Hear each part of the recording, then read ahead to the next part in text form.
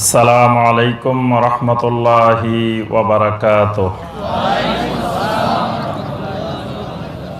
কুফর দুই প্রকার। এক প্রকারকে বলা হয় কুফরে আকবার, আরেক প্রকারকে বলা হয় কুফরে আসগর। কুফরে আকবার এটা হলো বড় কুফর, আর কুফরে আসগর যেটা এটা ছোট কুফর। কুফরে আকবারটা কেমনে প্রকাশ পায়? কুফরিটা প্রকাশ পাওয়ার জন্য মুখে বলা জরুরি বিষয় না, মানে কুফরি কথাটা মুখে বলতে হবে এটা জরুরি বিষয় না। মুখে না বললেও কুফরে আকবর প্রকাশ হইতে পারে। কি কি মাধ্যমে প্রকাশ পাবে? এক নম্বর মাধ্যম হলো তাকযীব, মানে মিথ্যা প্রতিপন্ন করার মাধ্যমে কুফরি প্রকাশ পায়।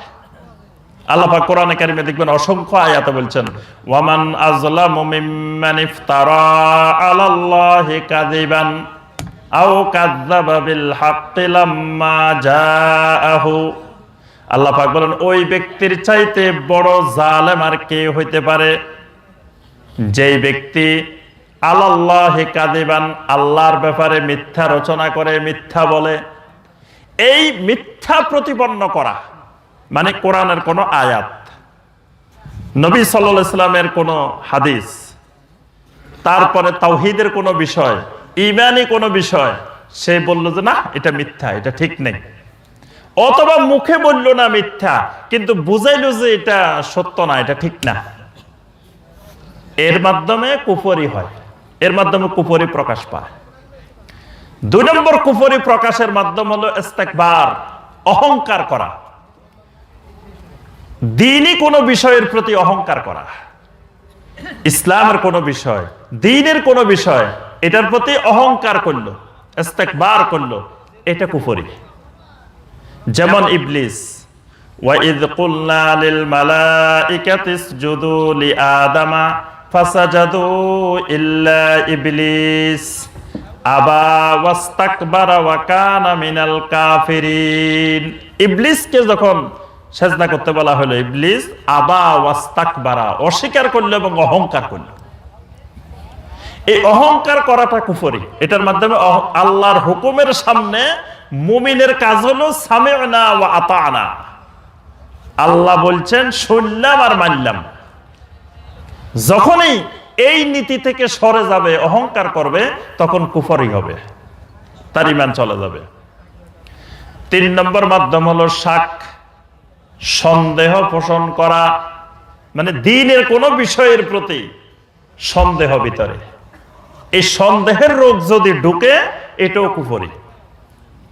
আল্লাহ পাক সূরা দুখানের মধ্যে বলছেন, বালহুম ফি শাক্কিন ইয়ালআবুন, তারা তো সন্দেহের মধ্যে খেলা করতেছে।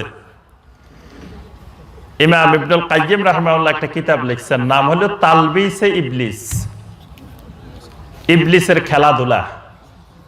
ইবলিস তার আউলিয়াদেরকে নিয়ে, তার অনুসারীদেরকে নিয়ে ইবলিস অনেক খেলা করে। আর ইবলিসের খেলা দেখে আর সকল ভ্রান্ত মানুষেরা মনে করে কারামতে প্রকাশ পাইতেছে। ইবলিস যখন খেলা শুরু করে, তখন ইবলিসের খেলা চলে, যাকে নিয়ে খেলতেছে সে এবং তার মুরিদেরা মনে করে হুজুরের কারামত প্রকাশ পাচ্ছে। এটাকে বলা হয় তালবিসে ইবলিস। শাইখুল ইসলাম ইমাম ইবনে তাইমিয়া রাহিমাহুল্লাহ বলেন, ইবলিস এমনও করতে পারে যে কবরের ভিতরে ঢুকে ইবলিস কবরের ভিতর থেকে তার সাথে কথা কয়। কবরস্থান দিয়ে হেঁটে যাচ্ছে, কবরের ভিতর থেকে একজন কথা বলতেছে, দেখো আমার কারামতে কোন পর্যায়ে পৌঁছে গেছে, কত বড় আল্লাহর ওলি হয়ে গেছি, কবর থেকে আমার সাথে কথা কয়। শাইখুল ইসলাম ইমাম ইবনে তাইমিয়া রাহিমাহুল্লাহ বলেন, এই লোকেরে ইবলিসে ভালোভাবে পাইছে এবং সে মনে করতেছে এগুলা তার কারামতি, আসলে এগুলো ইবলিসের খেলা। এই যুগে যুগে হাজার হাজার লক্ষ লক্ষ মানুষকে ইবলিস এইভাবে খেলাধুলা করে করে গুমরাহির মধ্যে নিয়ে গেছে। এই জন্য আল্লাহ পাক বলছেন, বালহুম ফি শাক্কিন ইয়ালআবুন, তারা তো সন্দেহের মধ্যে খেলাধুলা করতেছে। এই সন্দেহটা কুফরি, মানে দ্বীনের কোন বিষয়ের প্রতি আপনার সন্দেহ তৈরি হলো। নবী সাল্লাল্লাহু আলাইহি সাল্লামের কোন সহিহ হাদিসের প্রতি সন্দেহ তৈরি হয়েছে, অথবা নবী সাল্লাল্লাহু আলাইহি সাল্লামের সহিহ হাদিসটাকে আমি গ্রহণ করতে পারতেছি না, সন্দেহ করতেছি, কারণ আমার ইমাম হাদিস এটা গ্রহণ করে নাই। আমার ইমাম হাদিসটা গ্রহণ না করার কারণে হাদিসটা সহিহ হওয়ার পরেও আমি মানতে পারতেছি না, সন্দেহ পোষণ করতেছি। এটাও হাদিস অস্বীকার করা, হাদিসের প্রতি কুফরি। কারণ আমি মনে করতেছি নিশ্চয় হাদিস এটা কোনো গন্ডগোল আছে, না হয় আমার ইমাম এটা গ্রহণ করলো না কেন। মানে হাদিসের উপরে, নবী সাল্লাল্লাহু আলাইহি সাল্লামের হাদিসের উপরে কোন ব্যক্তিকে প্রাধান্য দেওয়া, ইমামকে প্রাধান্য দেওয়া, এটাও ঈমান হারানোর লক্ষণ। এজন্য কুফরি প্রকাশের 3 নম্বর মাধ্যম হলো শাক, সন্দেহ। কুফরি প্রকাশের 4 নম্বর মাধ্যম হলো এরাদ। এরাদ মানে উপেক্ষা করা, মানে দ্বীনের কোন বিষয়কে আপনি উপেক্ষা করলেন, উপেক্ষা করাটাও কুফরি। আল্লাহ পাক বলেন ওয়াল্লাযীনা কাফারু আম্মা উনযিরু মুরিদুন। কাফেরদের অভ্যাস হলো তাদেরকে কোনো বিষয়ে যখন সতর্ক করা হয় তারা সেটা থেকে বিমুখ হয়ে যায়। ইলম থেকে বিমুখ হওয়া, আমল থেকে বিমুখ হওয়া, এটাও কুফরি। এটা কিন্তু খুব সূক্ষ্ম জিনিস, ভালো করে বুঝেন। ইহুদিদের অভ্যাস হলো ইলম বেগাইরে আমল, খ্রিস্টানদের অভ্যাস হলো, নাসারাদের অভ্যাস হলো আমল বেগাইরে ইলম। মুমিনদের অভ্যাস হলো আল ইলম মাল আমল। অর্থাৎ ইহুদিদের অভ্যাস হলো শুধু নলেজ, শুধু জ্ঞান, আমলের দরকার নাই। এটা হলো ইহুদিদের অভ্যাস। দেখবেন সারা পৃথিবী এখন পরিচালনা করে কারা? ইহুদিরা। কিন্তু তারা জনসংখ্যা একবারে কম, অল্প মানুষ সারা দুনিয়া চালায়। কি দিয়ে চালায়? জ্ঞান দিয়ে, নলেজ দিয়ে। এটা যুগ যুগ ধরে ইহুদিদের এই সিস্টেমটা ছিল। ইহুদিদের হলো এলেম আর এলেম, আমলের দরকার নেই। তারা কিন্তু কোরআনের এলেম, তাদের কাছে বিশাল পরিমাণ কোরআনের এলেম আছে ইহুদিদের কাছে, হাদিসের এলেম আছে ইহুদিদের কাছে, দ্বীনের সব বিষয়ে এলেম আছে, তারা গবেষণা করে কিন্তু আমল করে না।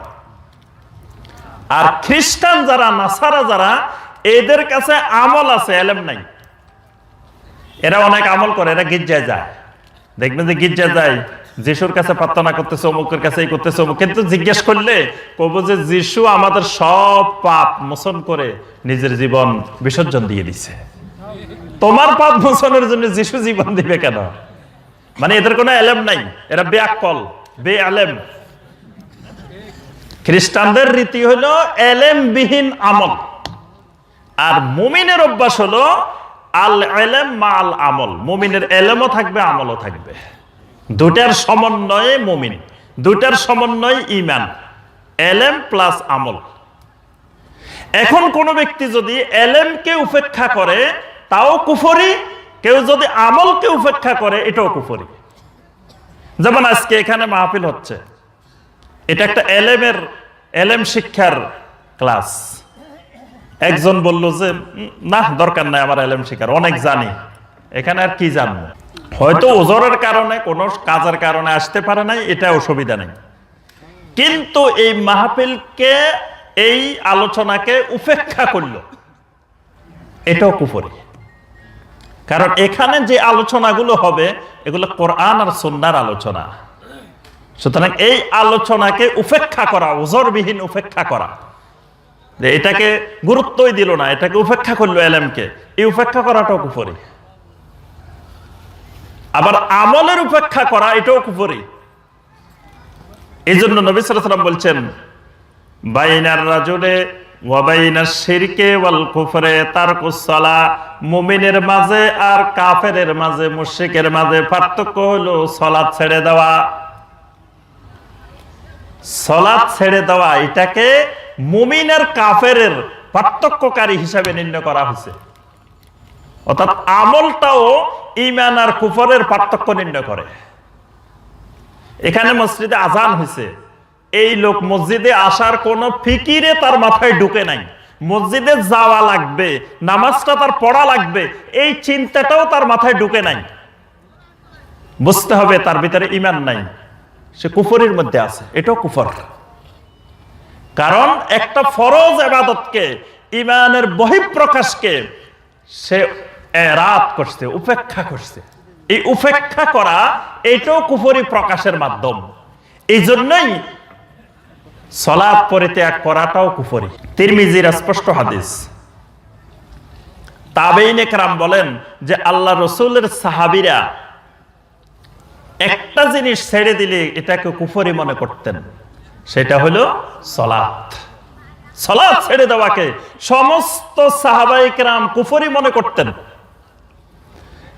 আপনার ইমাম মুহাম্মদ বিন সালেহ আল উসাইমিন রাহিমাহুল্লাহ, শেখ মুহাম্মদ বিন সালেহ আল উসাইমিন রাহিমাহুল্লাহ গত শতাব্দীর শ্রেষ্ঠ আলেমদের একজন, তিনি বই লিখছেন হুকম তারিকিস সালাহ, সালাত পরিত্যাগকারীর বিধান। এই বইতে পড়ে দেখবেন, ছোট্ট একটা বই, বাংলা অনুবাদও আছে। সালাত ছেড়ে দেওয়া কত সাংঘাতিক, কত মারাত্মক অপরাধ, কোরআন সুন্নাহর সব দলিল সহ সেখানে দেওয়া আছে। সালাত ছেড়ে দেওয়াটা কুফরি। কেন কুফরি? সে উপেক্ষা করেছে, উপেক্ষা করছে। কোন আমল উপেক্ষা করা, এলেম উপেক্ষা করা, এটাও কুফরি। কুফরি প্রকাশের আরেকটা মাধ্যম হলো নেফাক। নেফাক মানে উপরে দিয়ে প্রকাশ করা এক ধরনের, ভিতরে লুকায়িত থাকে আরেক ধরনের, এটার নাম হলো নেফাক। তাহলে কুফরি প্রকাশের মাধ্যম কয়টা? 5টা।